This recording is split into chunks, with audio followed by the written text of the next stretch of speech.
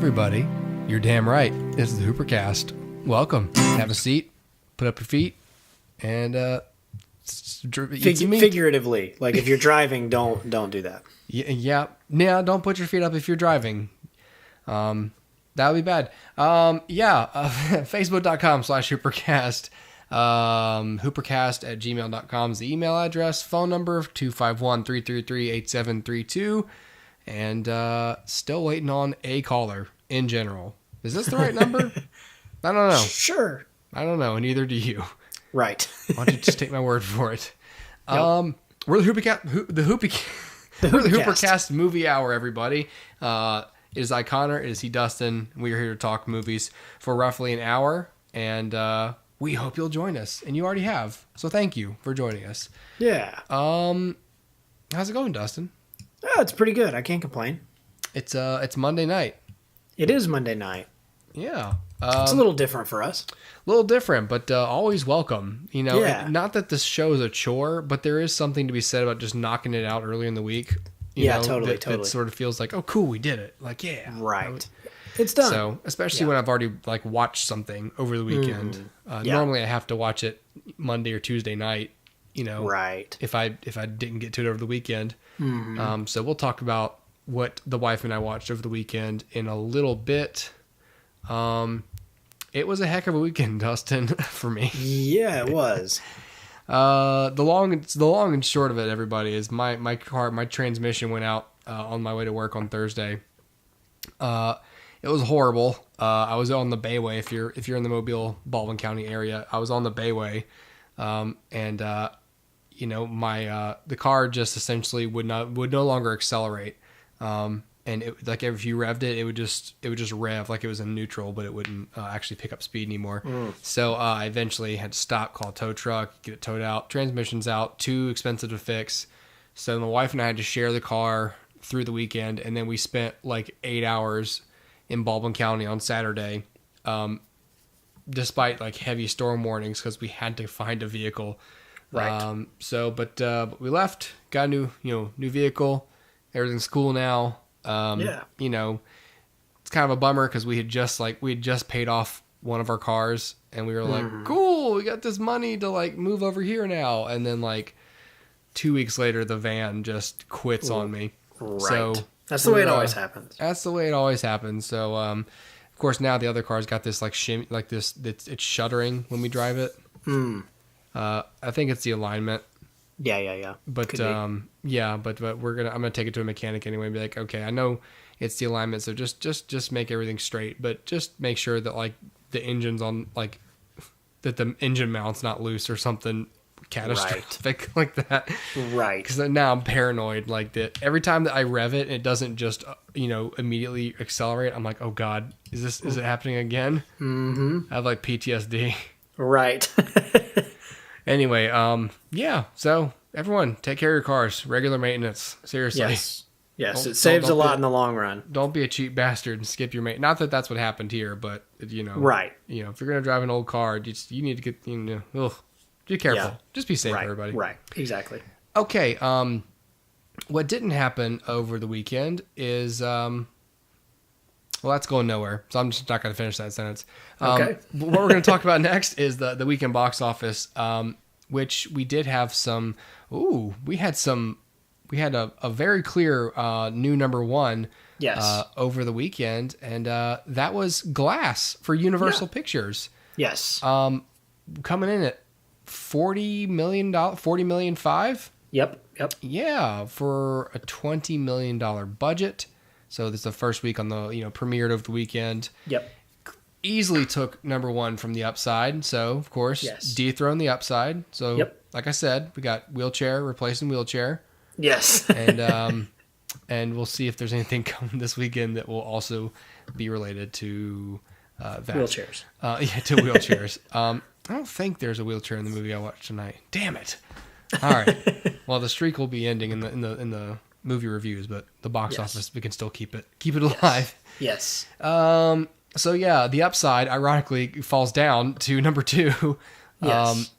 And Aquaman falls to number 3. Upside with 15 million, Aquaman with 10 million, and right behind Aquaman, number 4, first week on the box office is Dragon Ball Super. Is it Broly or Broly?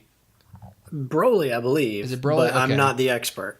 This is really cool though, because theatrically, like, I mean, according to Box Office Mojo, the theater count is about 1,200 theaters, which is like less than half of most of these movies out there.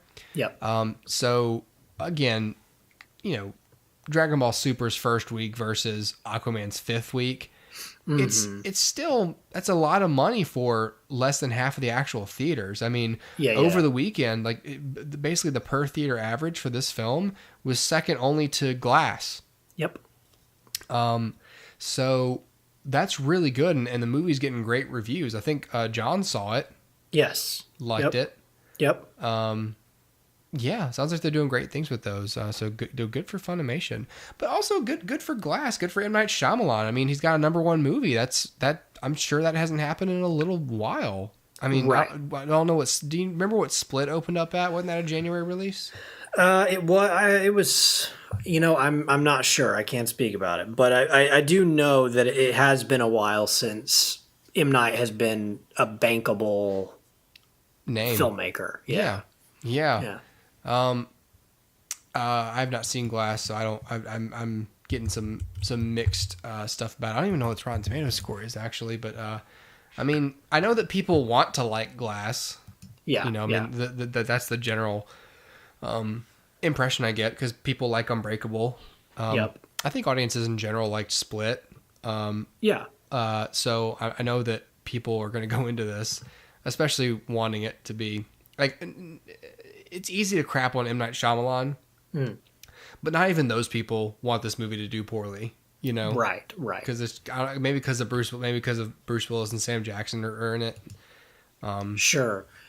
And I liked Split and I like Unbreakable. So I'm with you. I want Glass to be good. I want it to be a solid sort of conclusion to that whole story. The fact that it is not super well reviewed is a little disappointing, but yeah, I'm pleased that it opened at number 1, and I have not gone out to see it yet, but I am going to, and I'm looking forward to it still. So we'll see what happens. I think the idea that it didn't. I'm going on a limb here, but I think a lot of people are really wanting it and sort of preordaining it to be like the contrarian or the subversion of the superhero genre. Like they want M. Night to sort of be that voice for for I don't know, for superhero fatigue, basically, since the original was like not a deconstruction of superhero, but a sort of more realistic or more reality based take. Well, it definitely played with stereotypes and just the tropes of the superhero genre in general. So yeah, I think people do want it to have some sort of a statement on the state of superhero comics or movies or what have you. And I don't know if it will or not. I haven't read the reviews, but I did just look up the Rotten Tomatoes score. It's got a 36. So weird. It seems to be overwhelmingly negative. Is that critics or audience? That's the overall, yeah. That was the overall, okay. Yeah. So yeah, I'm interested to see how I'll feel about it, because again, I do love the others. So I'm hoping that this third film is good, but we'll see. Yeah. I really want to see Dragon Ball Super. I still haven't seen oh God, what is it? What was the Dragon Ball movie after Battle of the Gods? Was it Resurrection F? That was called? That sounds right. Again, I'm not the authority here, but yeah. Okay, I think that's it. Anyway, yeah, I liked Battle of Gods, and I just one of the things I'll talk about lately has sort of gotten me thinking about Dragon Ball Z lately. To just the point where I'm like, I really want to like reinvest in Dragon Ball Z as a franchise. Sure. So anyway, yeah. Okay. Well, good for them. That's that's, it's just good to be that high on the, not opening it at like number 10 or something. So yeah, absolutely. yeah. Well, in terms of what could impact those numbers coming up this weekend, not much. The only thing I've even heard of that's coming out this weekend is The Kid Who Would Be King. Yes.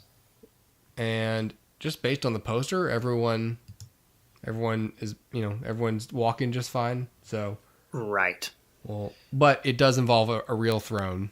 So yes. So here's the thing. The Kid Who Would Be King, I've seen the marketing all over the place, like bus shelter posters, billboards. Like they're going all out for this thing. Really? Now, I haven't heard for this at all. It's so strange because I'm like, okay, so I understand the idea is like, okay, we're playing on Sword in the Stone, the legend of King Arthur and all of this stuff. But I'm like, if this movie demographic is kids, do kids really know that story today? When you and I grew up, I feel like it was a little different, and we kind of did know some of those stories. And I feel like kids today don't really know that. I could be wrong, but is that really like a big draw? I'm not sure. I'm very interested to see what it does because. Again, while it's sort of like inspired by those Arthurian legends, it's not an adaptation of them. So it's really strange. It's sort of a strange movie, but yeah, I'm really interested to see what it does. It's directed by Joe Cornish, and the main star is actually Andy Serkis's son. So I'm really interested to see how this does, and I would like for it to do well just for him. But we'll see. I don't know what the draw really is for kids, other than like, oh, it's like a Harry Potter-ish, like right. British kid that has this fantastic world thrust upon him, kind of a deal. So we'll see. I am interested. Well, not interested enough to go to the theaters myself. Right. I was going to say, like, yeah. Well, we're just gonna have to see, I guess. But yeah, I've got no interest in that. My kids are too young for me to be in this area yet. Sure. I'm sure at one point I'll be seeing every like YA movie there is, and I'll just be like, oh, kill me. But yeah, exactly. But for now, I'm safe in the umbrella of barely intelligible television.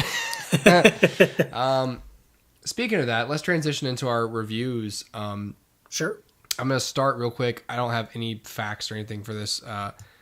Oh, crap. You know what? I did that backwards. So, well, okay. Well, I'm going to commit. I'm just going to review real quickly something I have been watching with my kids. Just since we're talking about this and I already sort of teased it. There's a show on Netflix right now called Miraculous. Okay. It's either the tales or the adventures of Ladybug and Cat Noir. Okay? Okay. All right. This is a 3D animated show. I think there's 3 seasons of it on Netflix. It started, I believe, it mainly airs in France. Like the characters are all French. It takes place in Paris. It's dubbed English. But it's got a lot of anime inspiration. But the characters are essentially it's about a couple of high school kids who I'm shaky on the plot because I've been watching this in and out with my kids. But the point is I'm mentioning it because it's one of those shows where I've actually sat there and gone like, oh wow, this is actually a pretty good show. Like this isn't just like crap. This is like I'm really interested in the story and the characters. And so of course the animation and execution is secondary. But it's essentially like in this story, there's these essentially think of it as like Navi, that little fairy that follows Link around in The Legend of Zelda. Yeah. So picture if those things like had a little more personality and faces and talk to you, little anime fairy things, but they're like animals or weird little, I don't know, they're like a couple inches tall. These weird little like guardians, but those things basically, I think how it works is they select somebody to be like the next Ladybug or next Cat Noir. Like it's a position that's thousands of years old, basically. Okay. And so they anoint a new one. I don't know. Whenever the other one gets killed, I don't know. like I said, I missed the beginning of this, but the general gist of it is it's that. Okay. And they do this through some magic called the Miraculous. And so one of them's name is, I can't remember their names anyway. But one's essentially Cat Noir is like this black cat sort of based superhero with sort of like kind of mild bad luck or black magic sort of powers. Pretty basic, you know, an extending like pole thing. I can't. There was a superhero that had something like that before. I can't remember who that was off the top of my head. But then like a Billy Club deal. Not even like a billy club, just like a weird, kind of. It's like a bow it's staff? animation, like a bow staff, but it's like extendable. It just Sure, it's like in sure. cartoons they just sort of pull it out from behind their back. It's Yeah. And Ladybug has like this sort of like yo-yo thing that she can use to swing around with. They got domino masks. He's got little cat ears. Basically, what I read about it was that she. It's basically not loosely based on, but the idea was like she was inspired by characters like Spider-Man, and then he sort of was taking on more of like the Catwoman or sort of type of dynamic, but they swapped the genders. But they which I'm kind of like, oh, okay, that concept only goes so far, but they did the right thing and actually created new superheroes. Yeah. On that. So they've got these characters that are really cool. The girl's name is Marinette. The dude's name is Adrian. And they of course don't know each other's secret identities. They just know that there's another superhero. So they team up in every episode, but they don't actually know who the other is. And she's obviously secretly pining for Adrian, not knowing that he's Cat Noir. And he, knows Marinette, but doesn't know that she's Ladybug. And it's a really cool show. There's some stock villain who essentially each episode like will turn an ordinary citizen of Paris, like with these little evil butterfly things, these Akumas. He'll sort of like enchant them into like being like these villains. And so like each episode there's like a new villain based on whatever was going on with that character, and their powers are based around that. And she and the two heroes fight the villains, and and along the way, sort of learn more about each other as superheroes, but not, and then of course there's personal stories progression. Anyway, like what I'm trying to say is it unfolds in an actual enjoyable way to watch. So, I mean, I guess I'm saying if you have kids, this is something you could sit there and actually, enjoy, and, you don't have to be on your phone or, sort of thing. 'Cause it's, there's some things my kids watch, like this Super Monsters show. That's just, it's crap. It's just crap. It's a horrible show. It's a Right. Fucking horrible. But Miraculous, we just call it Ladybug colloquially, but that's actually a kind of a fun show to watch. And so I think just on like on like a Spider-Man-ish or alter ego secret identity kind of level, it's really cool to see this. These teenagers sort of struggling with regular teen problems, but also with the responsibility of being superheroes. That's, something that you and I are definitely into. And it's kind of cool to get, young kids into, if they're not actually on the Marvel or DC brand, you can actually get them in with these brand new superheroes that are, not decades old IPs. Right. So yeah, I mean, I guess I would suggest that people check that out. It's if your kids want to watch that and you're like, what the hell is this? I'm telling you, go ahead and do it, because I've enjoyed it to the point where I'm like, oh crap, I missed an episode. I had to ask my daughter, like, does he know who she is yet? Yeah. Yeah, it's weird, but it was not bad. Well, that's awesome, because you're right. A lot of times, kids shows are kind of lowest common denominator. It's like, let's just make it bright and like, I don't know, sort of humorous, but in a nonsensical way. Yeah. So for a show to actually have some sort of meaning and like, actually hold the attention of the adults too, that's pretty rare. Yeah. It's, and part of me thinks it's because it came from another country, where they, totally. where they don't like talk down to their kids as much. Right. But good for Netflix for picking it up and licensing it. So yeah, totally. Yeah. I want to mention one little piece of film news, Dustin. Sort of shifting gears back here. Okay. But I just thought it would be interesting to mention. This is from comicbook.com. This is the only piece of film news that happened today that I'm remotely interested in. Mm-hmm. There apparently is a Deadpool 3 in the works. Oh, okay. So apparently Ryan Reynolds is out promoting Once Upon a Deadpool in China. Mm-hmm. So what he said was that they're looking to go in a completely different direction. He's saying that often they reboot or change a character maybe like 4 movies too late. Let's see. Yeah, that little mention of working beginning on Deadpool 3 does sync with some of the rumors we've heard over the last half a year or so. Reynolds has been steadily knocking down expectations for a third Deadpool solo movie, pointing out that a third installment would more likely be a full-on X-Force movie with a full ensemble dynamic rather than Deadpool being the focus. Quote, I feel like the character, in order for him to function properly within his own universe, you need to take everything away from him. I don't think that you can keep doing that. I do see him as being part of X-Force. Obviously, I would love to see him do team up sort of thing, like a mono or a great female character from the X-Men universe. I just think if you're going to do another Deadpool solo film, you've got to really like get that budget down to nothing and just swing for the fences and break all kinds of weird barriers and do stuff that no one else can do. Of course, the writers are saying, hinting at X-Force stuff. So it seems like the general idea is that the people involved are considering essentially Deadpool 3 not really being like Deadpool 3. Sure. I think I mentioned in my criticism of Deadpool 2 that I just sort of felt like it maybe I didn't mention it this way, but I do sort of feel like the first one, like I know that we all agreed in general that the character, it might be hard for the characters to sustain solo films, and that the fact that he's so gimmicky and plays to the audience so much that he doesn't seem like one of those characters that you could actually root for in a traditional sense. I know that at least you felt that way. And I sort of felt like, okay, the first one's fine, but like you want me to invest in it on a human level in Deadpool, who to me is just a manifestation of sort of like playful, violent mischief in the comics. He's almost like the Joker in that way. Like I don't know that much about him.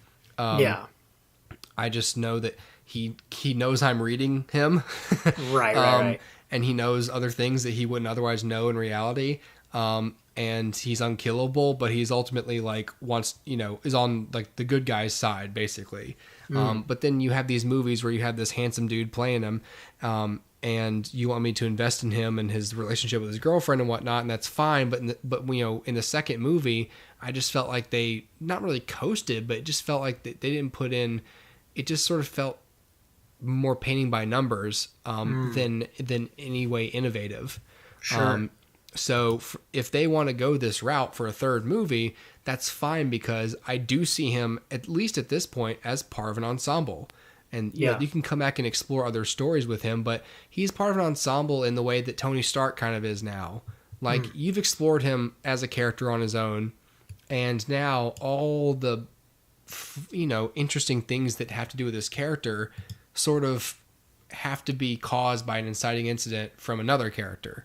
And personally, I was no longer like I wasn't going to come out and see a third Deadpool, right? So if they want to make him part of an ensemble, thereby they're not counting on him as much. I'd be a little more inclined to see that. I don't know. Yeah, no, I haven't seen any of the Deadpool movies.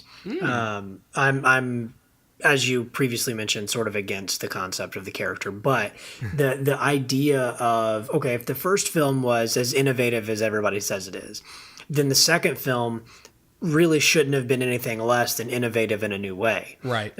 So the fact that you call it painting by numbers is a problem. So then the idea is, if the third film then shifts focus and puts him in an ensemble, then it has a new sort of way that it can innovate. It's like, okay, we've seen the Marvel, like the MCU version of an ensemble. Like, what if we take that to task and innovate it in some way? Okay, then all of a sudden you're giving yourself licensed to be relevant again. And in a weird way, that sort of connects to what we were saying about the M. Night Shyamalan Unbreakable trilogy is that first film did something that was unique. Split did something that was unique within the horror genre. And so I think Glass has the expectations of, again, doing something that's unique and innovative. And if it can't do that, then I think it's going to be a letdown. So yeah, I think that those two kind of trilogies are somewhat linked in that way, just if only because they started with a film that innovated and did something that had never been done before. Right. I'm just lost in thought about Deadpool, but just Sure. in general, like I'm still replaying it in my mind, going like, am I being unfair? I'm not being unfair. The expectations were and kind of still are high for that franchise. And I think that's one of those things that people sort of look at and they go, that's one of those things where people want it to be doing better than it's doing. And so now the fandom surrounding it, to me, I don't know. I can't really say that, I can't speak for others, but to me it feels like insincere. Like, it feels like y'all don't want to acknowledge that it just wasn't as good as the first one, or really even that good at all. Sure. This is Ryan Reynolds is the right person to play Deadpool, but at this point, like, I'd rather see a bunch of short films starring Deadpool. Like, I don't need to see a feature-length film. Like, I want Deadpool to have the Toy Story treatment, which is, I'm done with him. I'm okay with in-canon short films, but I don't want, like, a feature-length story sort of retroactively making me hate the character. Sure, exactly. All right, well, hopefully they do well with that. And yeah, I know there was a thing recently that Bob Iger was like, we're not gonna mess with the R-rated films. Like, we want that audience to be able to have those films. So I'm guessing that was part of all of this, was like, hey, can we still do these once you buy us? Right. It's like, if you make them good. Right. Okay. All right. Let's do this. Let's take a break. We'll come back, talk about some movies on the HooperCast Movie Hour. Let's do it.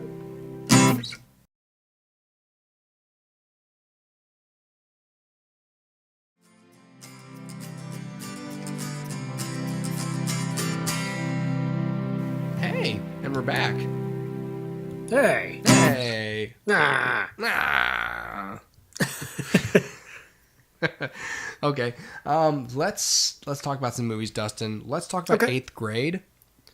Yeah. Okay. Which was not on my list for 2018 movies, and then I found out right before it was too late that this was the 99-cent rental on iTunes. Ah. Okay. And I almost got it. I was like, oh crap, it's about to turn over.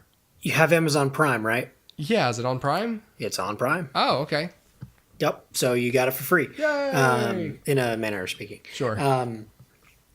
So 8th Grade is a new film written and directed by Bo Burnham. It stars Elsie Fisher, who I believe this is her first role. I'd have to fact check myself on that. I'm way wrong. But anyway, this is her first major role, I suppose. Nevertheless, Elsie Fisher plays a girl who is in her last sort of weeks of 8th grade. She'll be moving on to 9th grade soon. So she's having a bit of an identity crisis, just trying to figure out who she is and who she wants to be as she goes into 9th grade.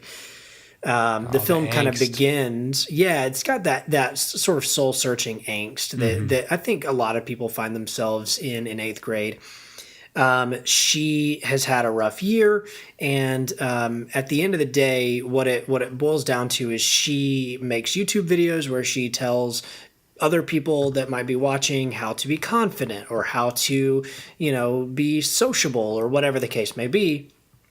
All the while, she herself is not heeding her own advice, and what it's leading to is sort of this crisis of personality. So one of the inciting incidents here is that, it's sort of a lot of things that stack on top of each other. But one of them is that she is voted most quiet in the superlatives there for the school. And she sees herself as talkative and outgoing, just not at school because those people don't like her. And to be honest, she doesn't really like them. And so she kind of sets off to reinvent herself. The film is, I'm just going to get this out of the way right up front. I'm giving this 5 stars. I enjoyed this film so much.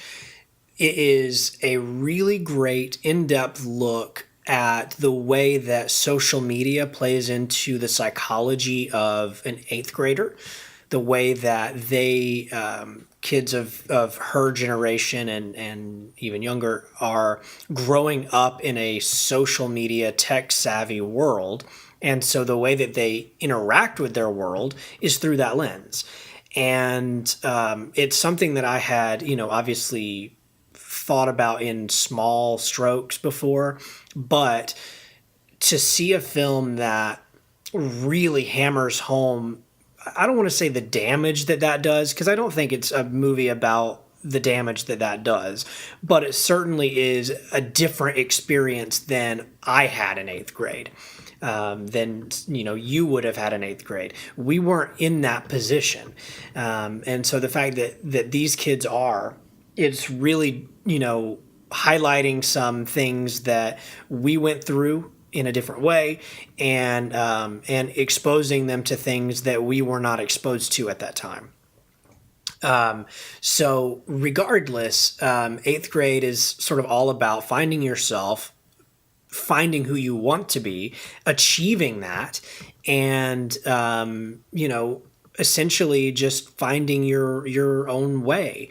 And so I think it's not only relevant to kids who are going through this at that super sensitive time in their lives, but even adults, I think sometimes need a shock to the system to say, what is it that you want to do? Because you can sit down all day long and talk about what you should do or what other people should do, especially.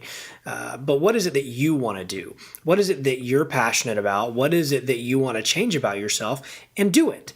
Don't just talk about it. Do it. And when you were in 8th grade, did you have that kind of self-awareness to I don't think I did.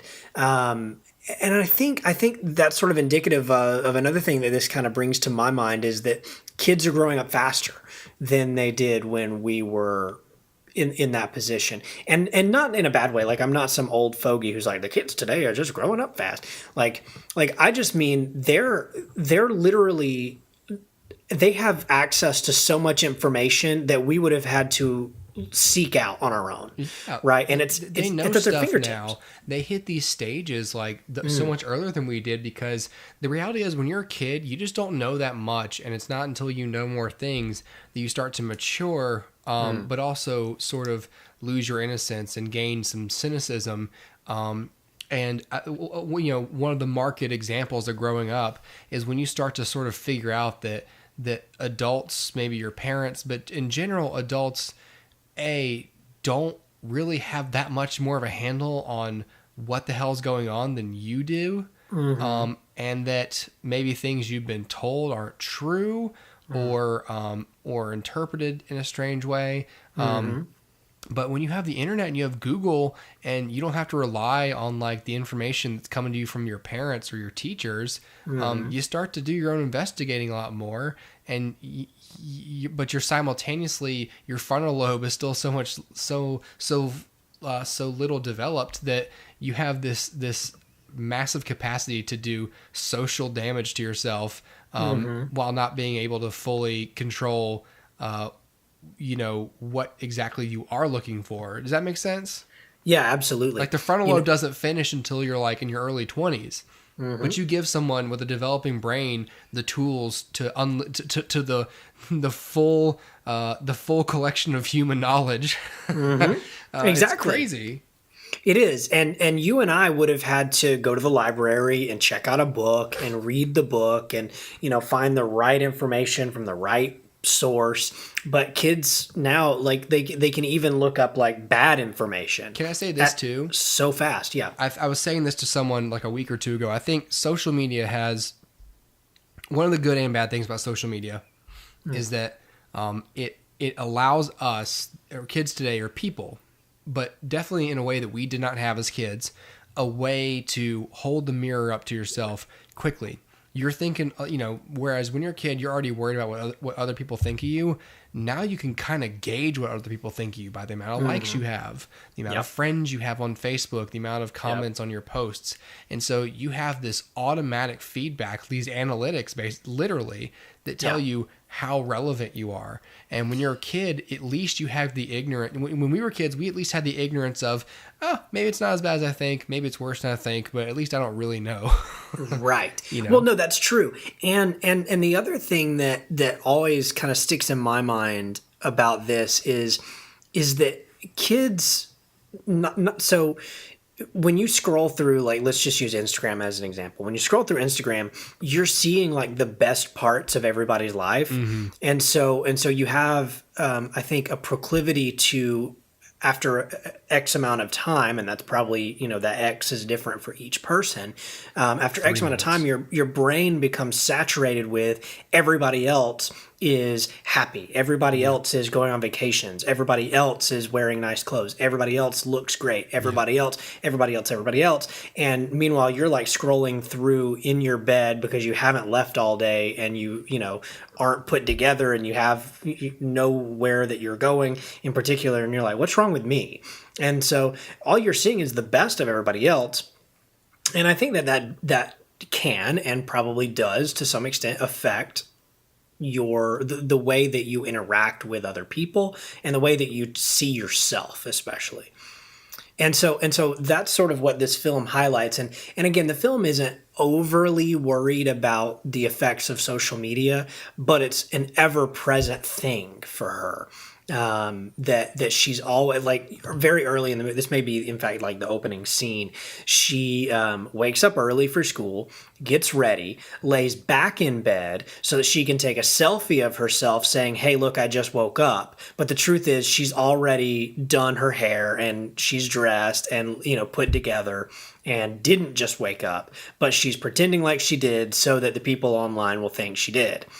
And it's that sort of thing that, again, the film's not overly concerned with, going into statistics about the way that social media is affecting the brains of kids, but it's clearly doing something that you and I didn't have to worry about that, right? Like, you and I just woke up and did what we did, and we didn't even worry about like, I have to document this, right? And so, but the movie does a really great job of, I think, handling a few things. One, again, the social media aspect. Two, just the aspect of, how nerve-wracking it can be to try to make friends in school, especially at that weird age of, 8th grade. I feel like everyone I talked to, 8th grade was like the weirdest year for everybody. And I don't know why that is. I guess it's just like the onset of puberty and the onset of like your hormones like going crazy and then like the idea of like I'm completing something and yet still have so much more to go. And so it's tackling all of that. And it's also tackling, I think, anxiety just in general, not just anxiety of making friends or being popular, but just anxiety as an illness.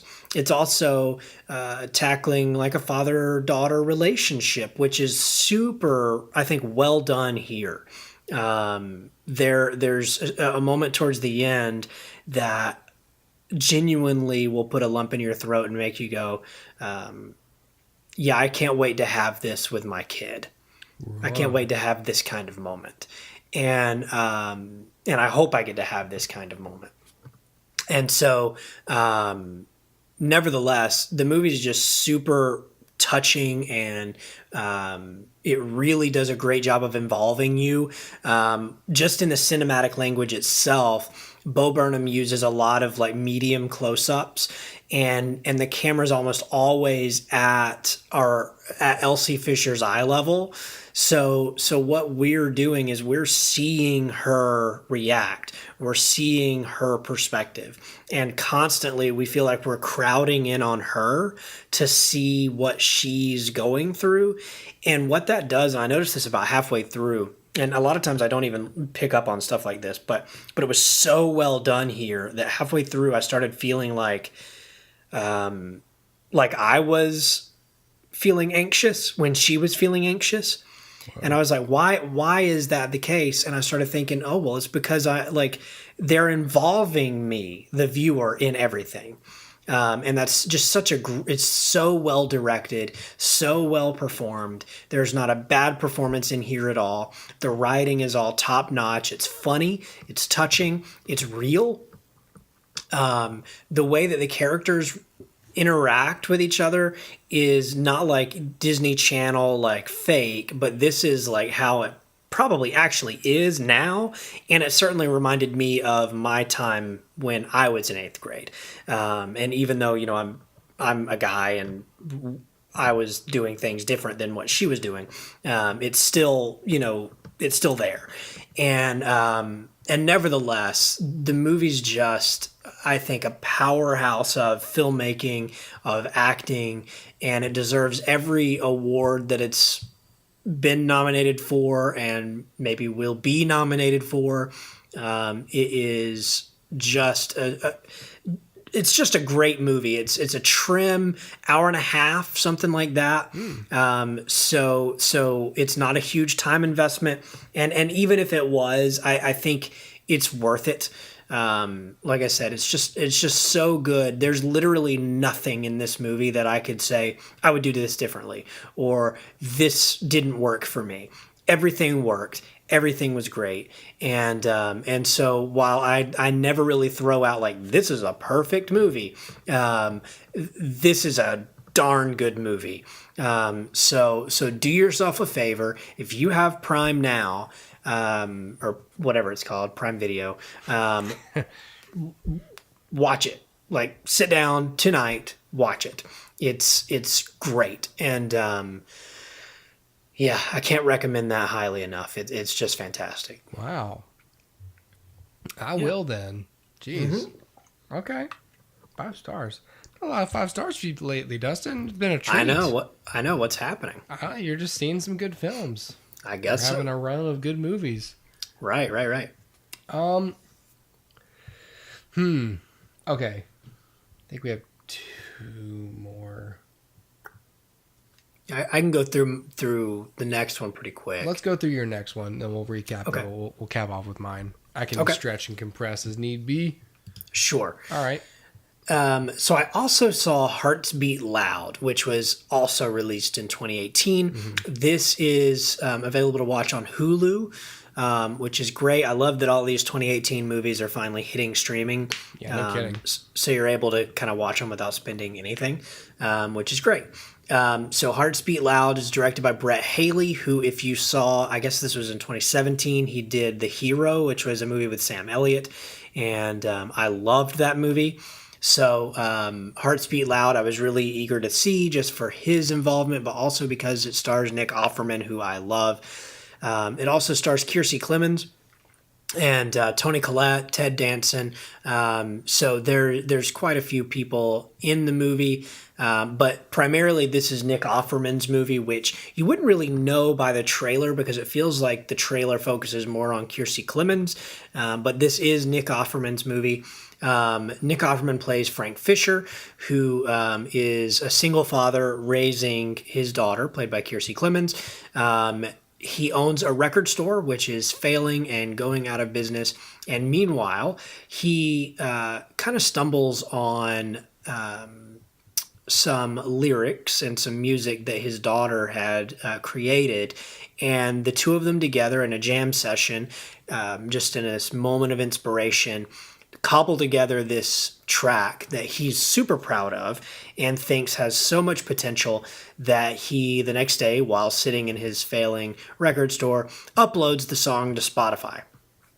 Some amount of time goes by. I couldn't quite get a gauge on if it was days or weeks, but some amount of time goes by and he hears the song playing on the radio at his local coffee shop. So with a rush of excitement, now he wants to start a band with his daughter and really make music happen for the two of them, even though she's on a completely different track, studying pre-med and getting ready to go to college.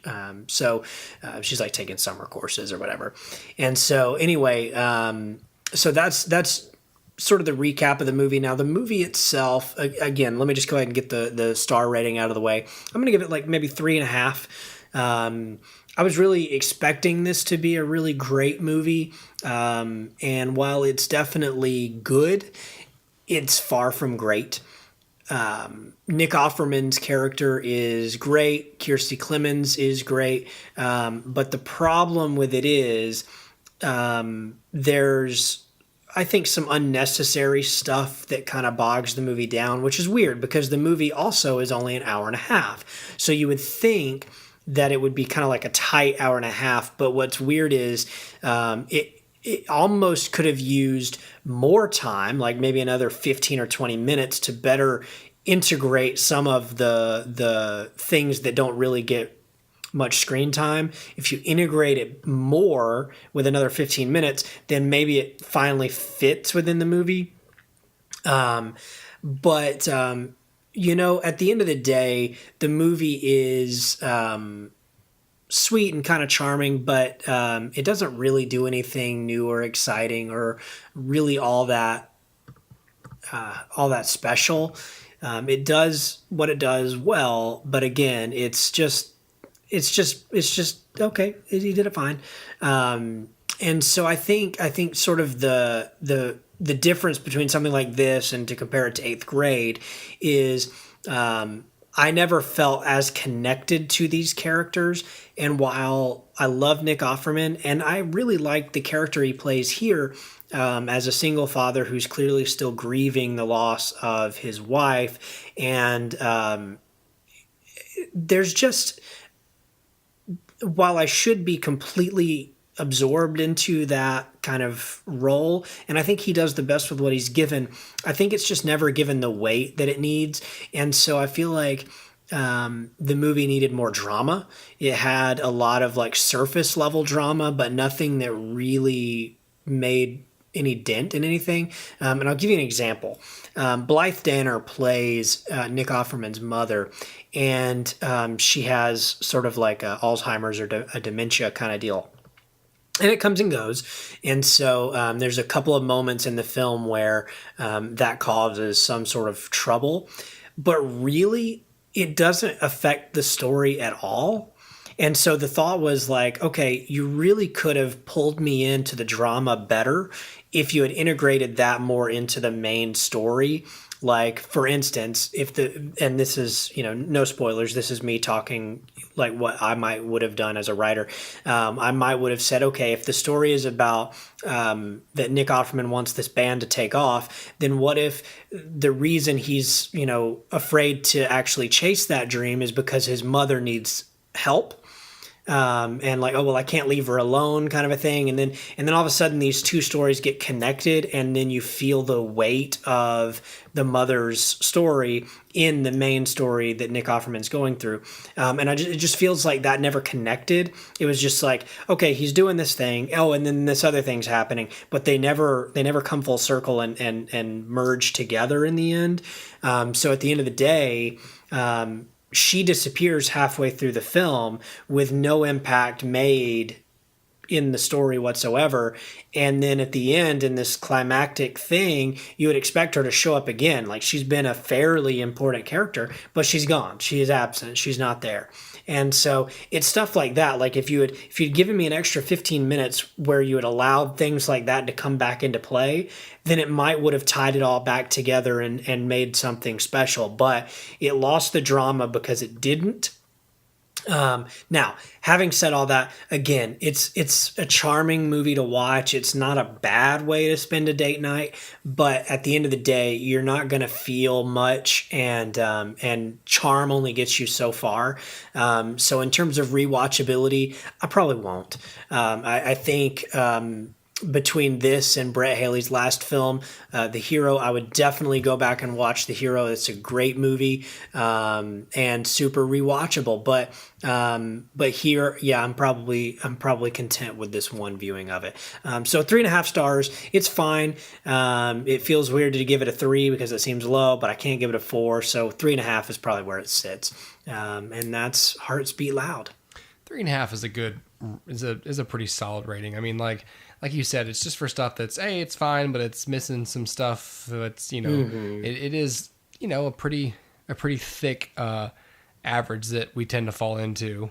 Because 3 is like, oh, it's just fine. Like, okay, this is just sort of blah.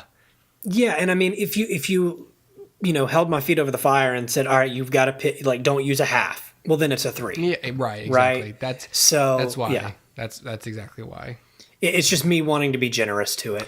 Right. I mean, when a movie isn't like overtly bad or anything, it's like, 2 is just sort of like, didn't piss me off, but like 2 just feels low still in a way. Oh, it didn't piss me off. Like that just sort of means like it wasn't like awful, but it wasn't good.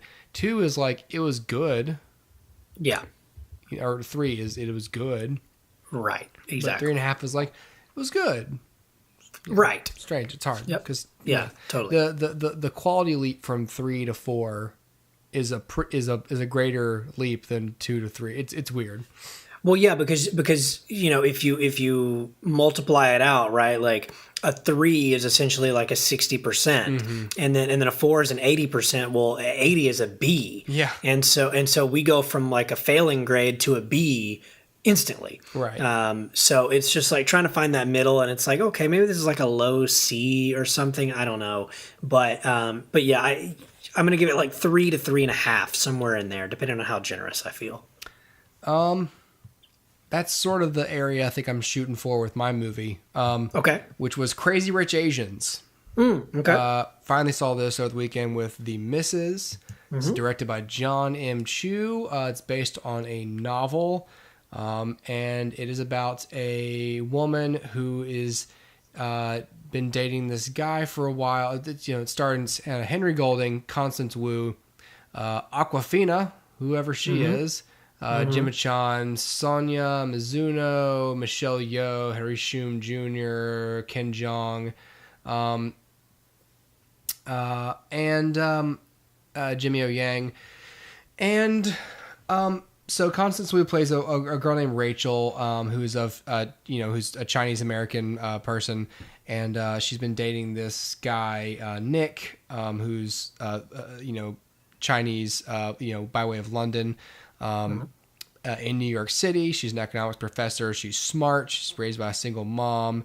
I don't think she has any siblings, and she's been dating Nick for like a year or something. So she's finally going to Singapore with him to go to his best friend's wedding with him, and simultaneously to meet his family, whom she learns on the way there she progressively learns how wealthy they are. Like she learns that they're kind of wealthy when like they go to those first class international planes where like you basically get like a bedroom to yourself, and then sort of starts to figure out that he is the Nick Young. He is an heir to like a gigantic real estate fortune in Singapore, and it's essentially one of those. It's a familiar formula of sort of like meeting the family kind of a story, but it's told in a fresh way by way of all of the major characters are Chinese or somehow South Asian actors and characters, obviously, and it's mostly takes place in Singapore, and I think shot in Singapore. It was shot in Singapore. There's very distinct landmarks present in here. Yet this was an American-made film, I think. I mean, I believe this was. God, I forgot what studio this was. Crap, I don't have it with me. Anyway, this movie has a 91% on Rotten Tomatoes, 7 out of 10 on IMDb, 5 out of 5 on Common Sense Media. And so I think I would give it. I'd probably give this a 3.5. This film dominated the box office, as we as we, you may have heard from our show, this was number one for like 4 weeks or something, 4 or 5 weeks. Yeah. It milked number one at the box office for a long time. And what the film is good for, and this is kind of irrespective of my score, is that it's really good, and it's a good indicator that audiences want more fresh, again, if you follow the formula is pretty generic, but they want fresh stories with fresh characters from different places than they're used to seeing in mainstream or a wide released Hollywood movie. And the movie is good. Like, I enjoyed watching it. We enjoyed my wife and I both enjoyed the film.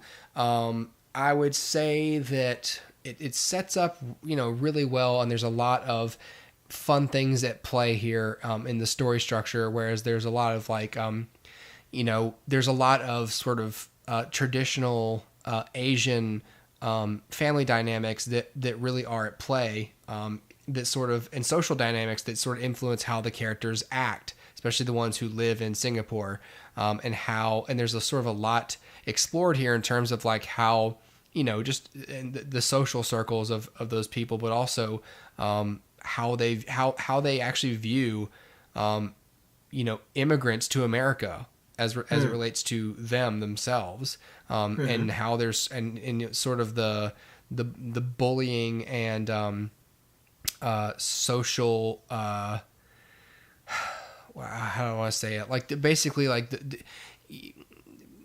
inside every group of people there's a bunch of subgroups. If you take the time to look and actually explore the different classes and social circles of a particular group of people, you realize how diverse the group itself is. This is true of black people, white people, Asians, obviously here in this movie, and people from tons of different groups. There's always some sort of subset and like subcategories of people and how they view each other. All relates to class and the amount of means they had growing up. So there's a lot of people in here who don't like Rachel because not only is she dating like this rich dude Nick, but she wasn't even like raised in China. Her mom immigrated to America and she's a New Yorker.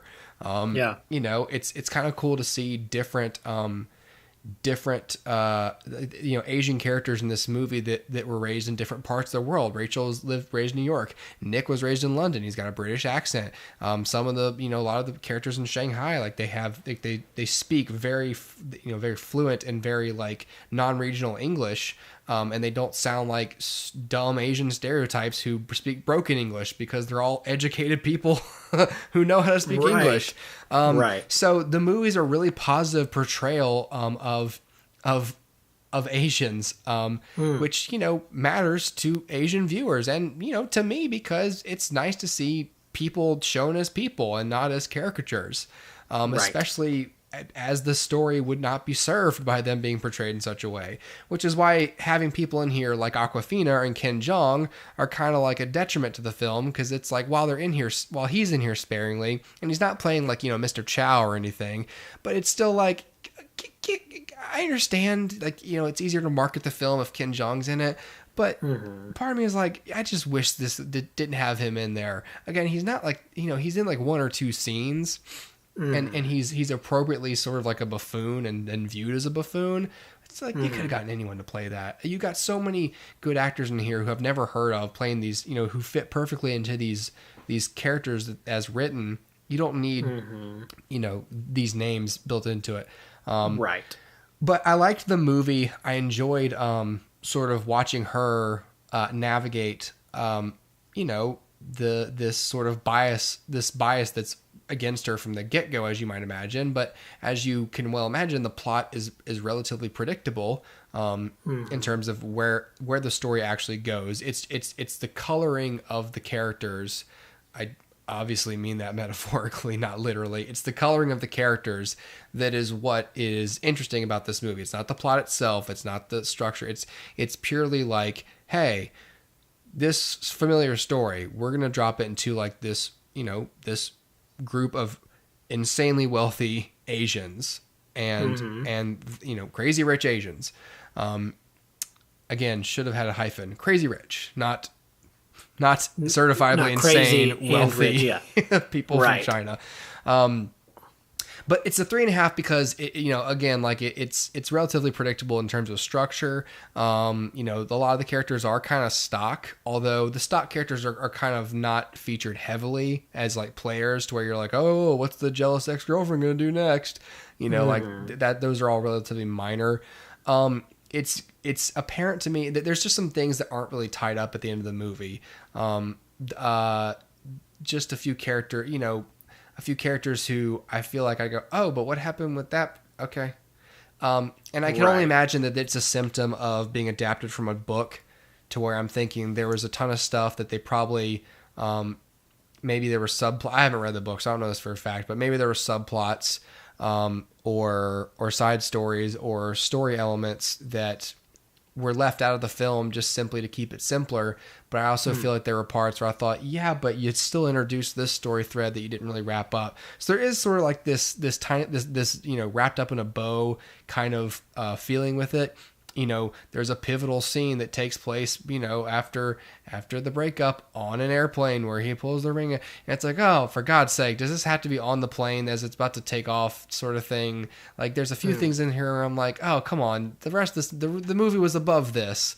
But there's also things that were done and, that were explored in really mature ways. Like a character deciding against a typical decision in these movies because how much she loves her boyfriend. So there's things that it does well, and there's other things where I go, wow, like you were just better than that.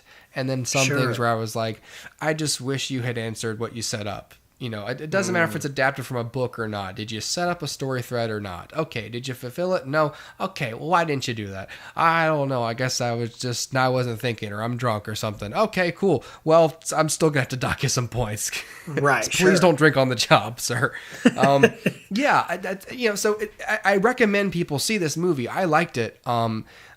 And it was, certainly if my wife is a quarter Japanese herself. And so like, if you know anything about Asian culture at all, it's an especially good watch for you because you're seeing a story told that you are somewhat familiar with. But even if you're not, it's a story, and maybe you might learn something and have your eyes open a little bit in terms of like, seeing, how different people are even within a group that you thought was probably one-dimensional. A bunch of people, well, what do they do in Singapore? Everyone does the same thing because they're all the same.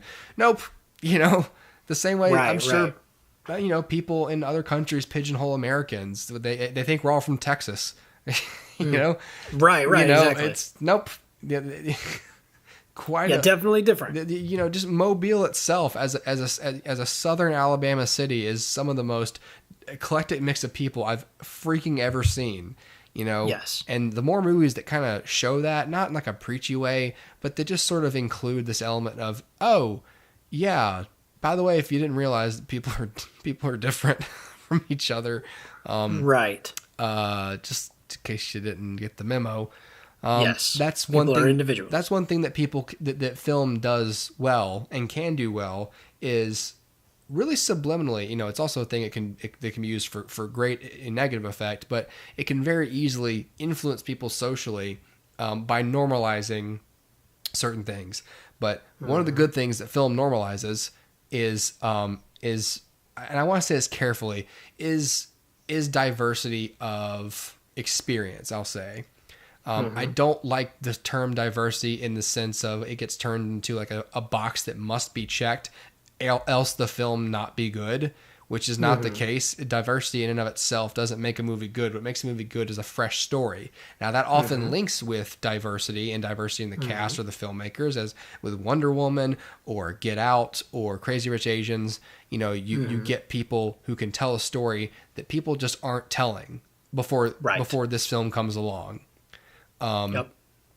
So it's good for movies like this to do well because it shows that there's a market for these movies. And if there's a market for it, there's money to be made. And if there's money to be made, we'll see more of them. And hopefully we'll see more good ones and not a bunch of copycats that sort of just are going to ride the wave. Right. So yeah, Crazy Rich Asians. I watched this. I rented it at Redbox, so it's at Redbox. I don't think it's not on any streaming platforms yet.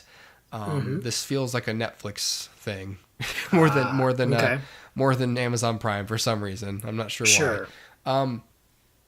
Yeah, Crazy Rich Asians. So I recommend seeing it. But it's not. I didn't have my hopes up, but just based on what I'd heard and how well it did, I was like, oh, this must be like, like a 4-star or higher.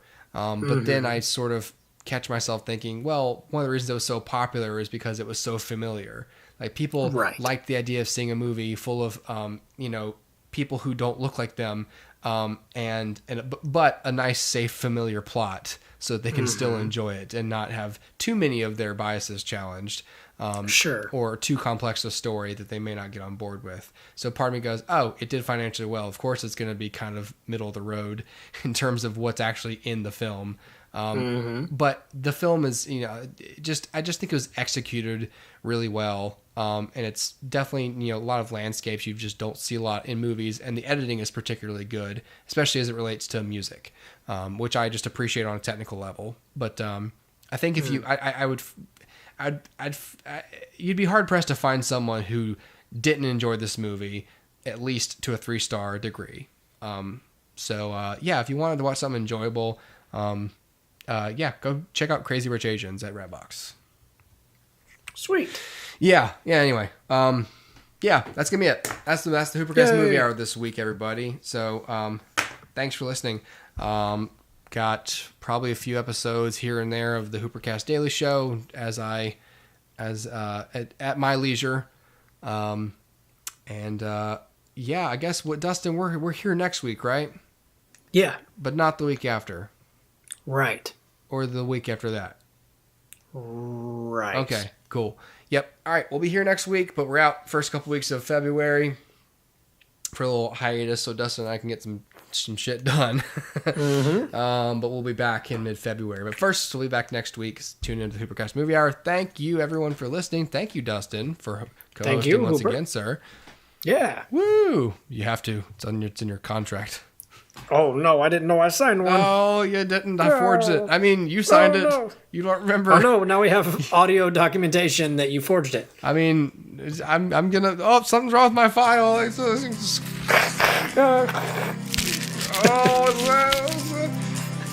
All right, everybody. Thanks for listening. See you later. Bye, everybody.